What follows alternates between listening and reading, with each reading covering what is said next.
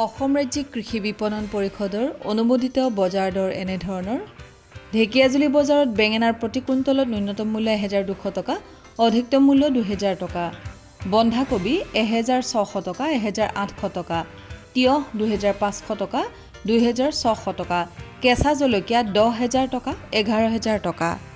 বালুগাঁও বজাৰত আলুৰ প্ৰতি কুইণ্টলত ন্যূনতম মূল্য 2800 টকা, অধিকতম মূল্য 3000 টকা, ৰঙালাও 1500 টকা, 1800 টকা, গাজৰ 6000 টকা, 8000 টকা, বিলাহী 3500 টকা, 3600 টকা। নগাঁও বজাৰত তিতা কেৰেলাৰ প্ৰতি কুইণ্টলত ন্যূনতম মূল্য 3000 টকা, অধিকতম মূল্য 3500 টকা, পটল 2500 টকা, 3200 টকা, পিঁয়াজ 3600 টকা, 3700 টকা, জিকা 2800 টকা, 3500 টকা। যোৰহাট বজাৰত ভেন্দিৰ প্ৰতি কুইণ্টলত ন্যূনতম মূল্য 1400 টকা, অধিকতম মূল্য 1500 টকা, লেচেৰা 3500 টকা, 3600 টকা, বিলাহী 3500 টকা, 3800 টকা, পটল 2200 টকা, 2400 টকা। মহাৰাষ্ট্ৰ পুনেৰ কৃষি বতৰ বিজ্ঞান কেন্দ্ৰৰ পৰা পোৱা বতৰৰ আগলি বতৰা অনুযায়ী কাইলৈ গুৱাহাটী আৰু ইয়াৰ দাঁতিকাষৰীয়া অঞ্চলৰ আকাশ ফৰকাল থাকিব। বতাহ প্ৰতি ঘণ্টাত 4 কিলোমিটাৰ বেগেৰে বলিব। আপেক্ষিক আৰ্দ্ৰতা 64% ভিতৰত থাকিব।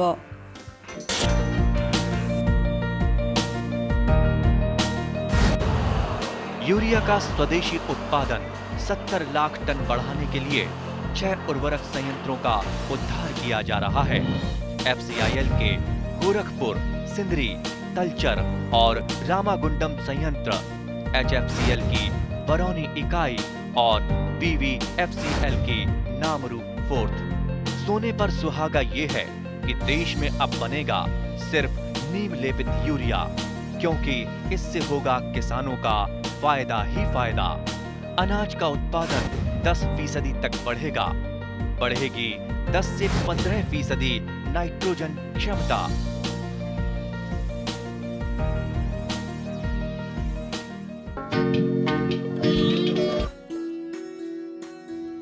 অসমৰ কৃষি ক্ষেত্ৰখনত ক'লা ধানৰ সংযোজনে কৃষকসকললৈ এক আশাৰ বতৰা কঢ়িয়াই আনিছে। সাধাৰণতে বগা বা ৰঙা চাউলৰ সৈতে অভ্যস্ত আমাৰ কৃষক ৰাইজৰ বাবে ক'লা ৰঙৰ চাউলৰ কথা নিতান্তই নতুন বুলিয়েই ক'ব লাগিব।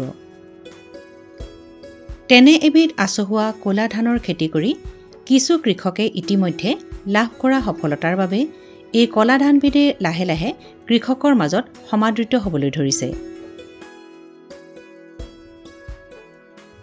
এই ক'লা ধান বা চাউলৰ খেতি কৰি লাভ কৰা সফলতাৰ বাবে শেহতীয়াভাৱে আমাৰ ৰাজ্যৰ এগৰাকী প্ৰগতিশীল কৃষক উপেন্দ্ৰ ৰাভাই সংবাদ মাধ্যমৰ শিৰোনামা দখল কৰিবলৈ সক্ষম হৈছে। গোৱালপাৰা জিলাৰ অন্তৰ্গত আমগুৰিপাৰা গাঁৱৰ নিবাসী প্ৰগতিশীল কৃষক উপেন্দ্ৰ ৰাভাক অসম চৰকাৰে 2023-2024 বৰ্ষত অসম গৌৰৱ বঁটাও প্ৰদান কৰিছে। সদায় নতুনত্বৰ সন্ধানত থকা অধ্যৱসায়ী এই কৃষকগৰাকীয়ে 2011 চনতেই পৰীক্ষামূলকভাৱে এই ক'লা ধানৰ খেতি আৰম্ভ কৰিছিল আৰু এজোপা ধান গছৰ পৰা 150 গ্ৰাম ধানৰ বীজ উৎপাদন কৰিছিল।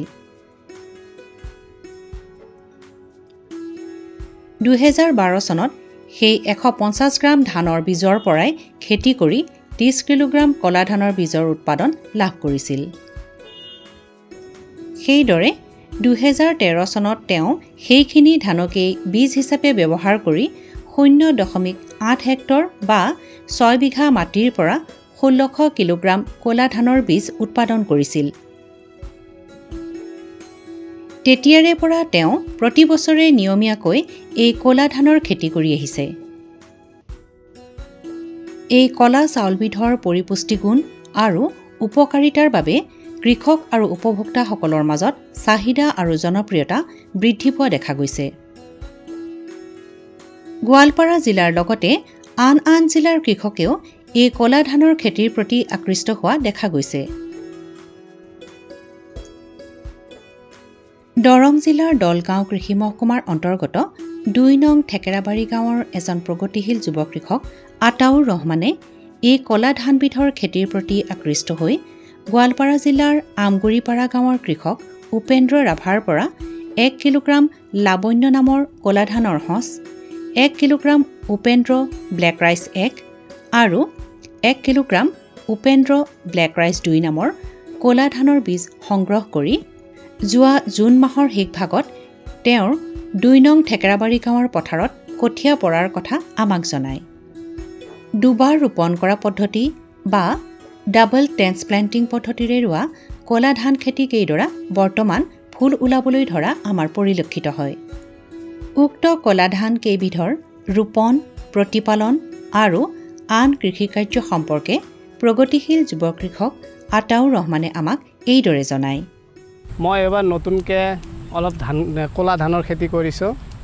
তো প্ৰথমতে মোৰ খেতিৰ নমুনা হৈছে আহাৰ মাহৰ জেঠ মাহৰ 15 তাৰিখে মই এই ক'লা ধানটো সন্মানীয় আমাৰ নুৰী ছাৰ ডাঙৰীয়াই মোক অসম গৌৰৱ বঁটা পোৱা উপেন্দ্ৰ ৰাভা ডাঙৰীয়াৰ পৰা সংগ্ৰহ কৰি মোক 1 কিলো ধান আনি দিছিলে আৰু মই সেই ধানটো জেঠ মাহৰ 15 তাৰিখে মানে এইটো লাৱণ্য জাত আছিলে, লাৱণ্য জাত আনি দিছিলে। মই জেঠ মাহৰ 15 তাৰিখে মই কঠীয়া হিচাপে সিঁচি দিছিলোঁ আৰু আহাৰ মাহৰ 5 তাৰিখে মই সেইটো বেলেগ ঠাইত এখন ট্ৰান্সপ্লেণ্ট কৰিলোঁ। ট্ৰান্সপ্লেণ্ট কৰাৰ পিছত আকৌ তাৰ পৰা 30 দিনমান পাছত মেইন কঠীয়াতলীলৈ আনিলোঁ। কঠীয়াতলীত অনাৰ আগতে মই খেতিডৰাত মোৰ ধনচা খেতি আছিলে। এই ধনচা খেতিটো মই হাল মাৰি ধুনীয়াকৈ 15 দিনমান তাতে হেৰি কৰি পানীত পেলাই দিছিলোঁ, জাবৰত দিছিলোঁ। আমাৰ এইটো ভাত কয় জাবৰত দিয়াৰ পিছত 15 দিনমানৰ পিছত আকৌ হাল মাৰি মৰাই দি ধুনীয়াকৈ অলপ ইউৰিয়াৰ পটাছ তাৰপিছত DAP এইখিনি অলপ 4 কেজি 5 কেজি এনেকৈ দি মই এইখিনি আকৌ হাল মাৰি তাৰপৰা কঠীয়াতলীৰ পৰা ট্ৰান্সপ্লাণ্ট কৰি এই মূল তলীলৈ আনিছিলোঁ। অনাৰ পিছত আজি এইটো পৰ্যায় হৈছে। মই ধান ৰুওঁতে এটা এটাকৈ ধান মই ৰুই দিছিলোঁ। আজি ৰুই দিয়াৰ পিছত ধানটো ধুনীয়া হৈছে আৰু মই এইটো ধান খেতি মই কমাৰ্চিয়েল হিচাপত কৰিম বুলি আশা ৰাখিছোঁ। এইটো কিমান দিন হৈছে ৰোৱা? মোৰ 3 মাহ হ'ল। 3 মাহ হৈছে। মানে দ্বিতীয়বাৰৰ পৰা 3 মাহ হ'ল। এতিয়া ফুল আহিছে নেকি? ফুল আহিছে, গেৰ ওলাইছে। এতিয়া আৰু মোটামুটি 15 দিন পিছত ইয়াৰ গেৰ ওলোৱা শেষ হ'ব আৰু 1 মাহ পাছত মই ধানখিনি ধুনীয়াকৈ কাটিব পাৰিম আৰু ইয়াৰ বজাৰ মূল্য ধুনীয়া, কোনো অসুবিধা নহ'ব। 100 টকা কেজি হ'ব ধানৰ ইয়াৰ বজাৰ মূল্য। আৰু ইয়াৰ চাউলটো পিঠা হিচাপত খাব পাৰি, তাৰপিছত পায়স হিচাপত খাব পাৰি। এইটো আপুনি বীজ হিচাপে ব্যৱহাৰ কৰিবনে নে নন চিড হিচাপে কাৰোবাক দি দিব? নাই, মই ইয়াৰ বেলেগকৈ মানে ভাবিছিলোঁ এবাৰ কি যে ইয়াৰ খেতিটো যিহেতু নতুন, তো মই যিবিলাক আদৰ্শ কৃষক আছে মই সেইবিলাকক 1 কেজি 2 কেজি এনেকৈ দিম আৰু সিহঁতক এই খেতি কৰিবলৈ আহ্বান জনাম। চিড হিচাপত ব্যৱহাৰ কৰিম মই। এই অঞ্চলত আগতে এই ক'লা ধানৰ খেতি কৰা হৈছিল নেকি? এই অঞ্চলত কোনো ধৰণৰ ক'লা ধানৰ খেতি কৰা হোৱা নাই। মই প্ৰথম এবাৰ কৰিছোঁ, সন্মানীয় নুৰী ছাৰৰ যোগেদিয়ে কৰিছোঁ। এতিয়া এই ক'লা ধান লৈ আপোনাৰ ভৱিষ্যত পৰিকল্পনা কি? মোৰ এই ভৱিষ্যত পৰিকল্পনা হৈছে মই সমবায় ভিত্তিত এই খেতিটো কৰিম আৰু সমবায় ভিত্তিত খেতি কৰাৰ পিছত মই আমাৰ অঞ্চলৰ যিমানখিনি খেতিয়ক আছে মই এই ক'লা ধানৰ খেতি কৰিবলৈ চেষ্টা কৰিম। এই 1 কেজি বীজেৰে আপোনাৰ কিমান মাটি এতিয়া মানে ট্ৰান্সপ্লাণ্ট কৰিব পাৰিছে? মই এইটো 2টা ছিষ্টেম আছে। এটা কঠীয়াতলীৰ পৰা ডাইৰেক্ট ৰুব গ'লে 1 কঠা মাটি যাব আৰু যদি দুবাৰকৈ ট্ৰান্সপ্লাণ্ট কৰা হয় ইয়াত 3 কঠা মাটি যাব 1 কেজি ধানেদি। আপোনাৰ কিমান গৈছে? মোৰ 3 কঠা মাটি গৈছে, মই 2বাৰ ট্ৰান্সপ্লাণ্ট কৰিছোঁ। মানে বিঘাত 10-12 মান আশা কৰিছে? ট্ৰান্সপ্লাণ্ট কৰিলে অলপ বেছি হ'ব। যদি আমি ডাইৰেক্ট কঠীয়াতলীৰ পৰা ৰুওঁ তেতিয়া 10-12 মান হ'ব আৰু যদি দুবাৰ ট্ৰান্সপ্লাণ্ট কৰা হয় 15 পৰা 16 মান ধান পাম। এই ব্লেক ৰাইচ বা ক'লা ধানৰ খেতি কৰি কিছু কৃষকে ইতিমধ্যে লাভ কৰা সফলতাৰ বাবে এই ক'লা ধানবিধে লাহে লাহে কৃষকৰ মাজত জনপ্ৰিয় হ'বলৈ ধৰিছে। অন্য চাউল বা দানাজাতীয় শস্যৰ তুলনাত অধিক মাত্ৰাত এন্থোচায়ানিন নামৰ এবিধ যৌগ থকাৰ বাবে গাঢ় কলা বৰণৰ এই চাউলবিধ খাদ্য প্ৰস্তুত কৰাৰ পিছত পুৰৈ বৰণীয়া হৈ পৰে। এন্থোচায়ানিন হ'ল ক'লা চাউলত থকা আটাইতকৈ লাগতিয়াল এণ্টি অক্সিডেণ্ট পদাৰ্থ। ক'লা ধানৰ কৃষি পদ্ধতি, প্ৰতিপালন আৰু ইয়াৰ উপকাৰিতা সম্বন্ধে দৰং জিলা কৃষি বিভাগৰ অন্তৰ্গত চিপাঝাৰ খণ্ডৰ আত্মাৰ খণ্ড প্ৰযুক্তি প্ৰবন্ধক শংকৰ নাথে আমাক এইদৰে জানিবলৈ দিয়ে। আমাৰ অসমৰ কৃষকসকলৰ মূল খেতি বা প্ৰধান খেতি বুলি ক'লে আমি ধানৰ কথাকে বুজি পাওঁ। অসমৰ পথাৰৰ এটা সিংহভাগ ধান খেতিয়ে অধিকাৰ কৰি আছে আৰু ইয়াৰ যি উৎপাদন, সেই উৎপাদনে ৰাজ্যখনৰ সম্পূৰ্ণ চাহিদা পূৰণ কৰাৰ উপৰিও ইতিমধ্যে বিদেশলৈ বা অন্য ৰাজ্যলৈও আমি ৰপ্তানি কৰিবলৈ সমৰ্থ হৈছোঁ। এতিয়া কথাটো আহিছে কি যে ধান খেতিত আমি সাধাৰণতে শালি ধান বা আহু ধান বা বড়ো ধান, এই ধান খেতি কৰিলে এজন কৃষক কিমান লাভৱান হয়, এই প্ৰশ্নটো সততে উত্থাপন হয়। গতিকে এই লাভৰ যি পৰিমাণ, এই পৰিমাণটো এতিয়া সদ্যহতে বৃদ্ধি পাইছে। আমাৰ যেতিয়া অসম চৰকাৰে আমাৰ ধানখিনি ন্যূনতম সমৰ্থন মূল্যত কিনিবলৈ লৈছে কৃষকৰ পৰা প্ৰত্যক্ষভাৱে, তেতিয়াৰ পৰা লাভটো যথেষ্ট বৃদ্ধি পাইছে। কিন্তু ইয়াৰ লগে লগে আমি যদি আন এটা কথালৈ লক্ষ্য কৰোঁ যে ধান খেতিৰ জৰিয়তে কৃষকৰ যি লাভ, এই লাভটো দুগুণ বা তিনিগুণলৈ বৃদ্ধি কৰিব পাৰি। ইয়াৰ এটা সহজ ৰাস্তা হৈছে আমাৰ যি প্ৰিমিয়াম কোৱালিটি ৰাইচ বুলি আমি কওঁ, PQR বুলি কওঁ, এই প্ৰিমিয়াম কোৱালিটি ৰাইচৰ খেতিৰ জৰিয়তেও আমি এই কৃষকৰ লাভৰ যিটো অংশ সেইটো বৃদ্ধি কৰিব পাৰোঁ।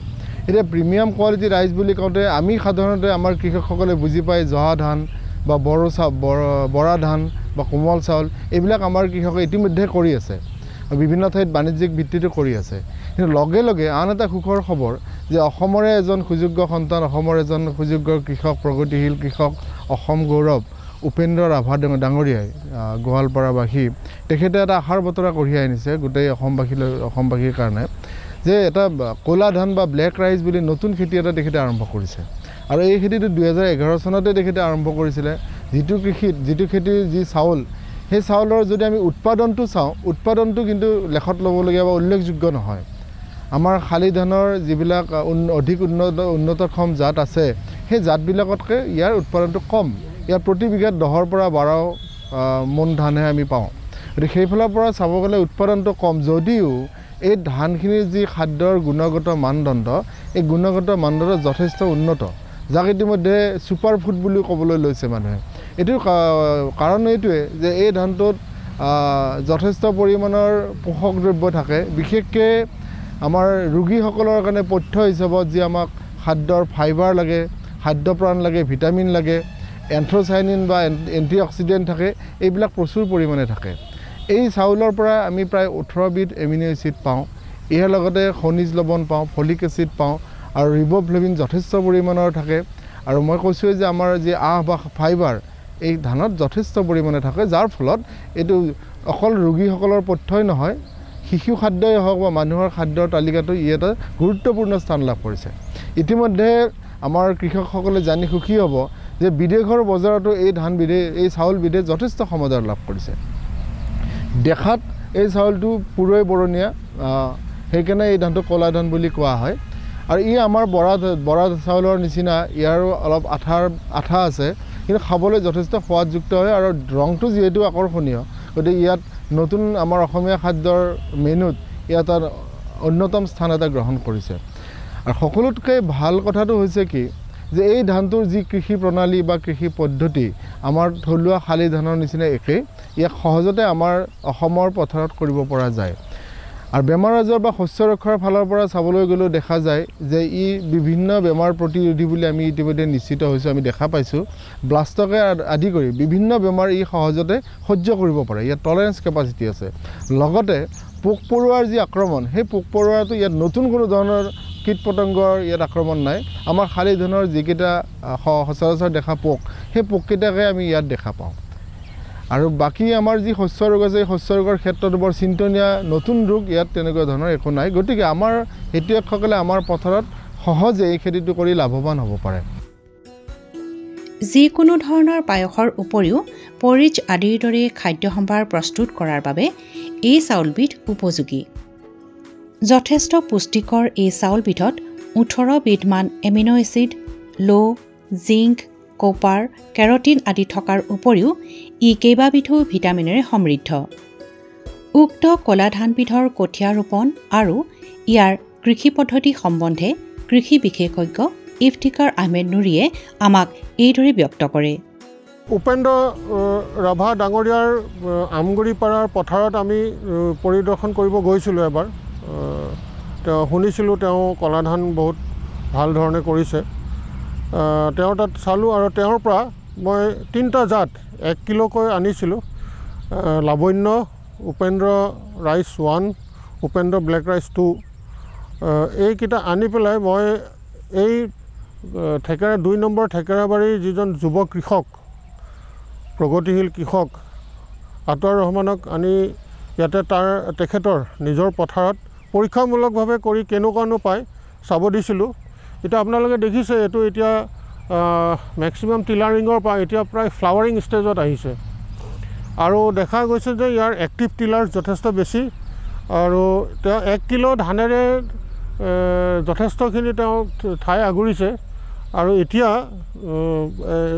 মানে ফ্লাৱাৰিং আৰম্ভ হৈছে আৰু ধৰক 15-20 দিন বা 15-20 দিনৰ ভিতৰত এইটো ফ্লাৱাৰিংটো কমপ্লিট হ'ব। তাৰপিছত 1 মাহ বা 20 দিনৰ পিছত এইটো মেচিয়ৰ হ'ব। গতিকে আৰু 1.5 মাহৰ পিছত এই ধানটো তেওঁ কাটিব পাৰিব বুলি তেওঁ কৈছে আৰু এইটো পৰীক্ষামূলকভাৱে কৰি চাওঁ।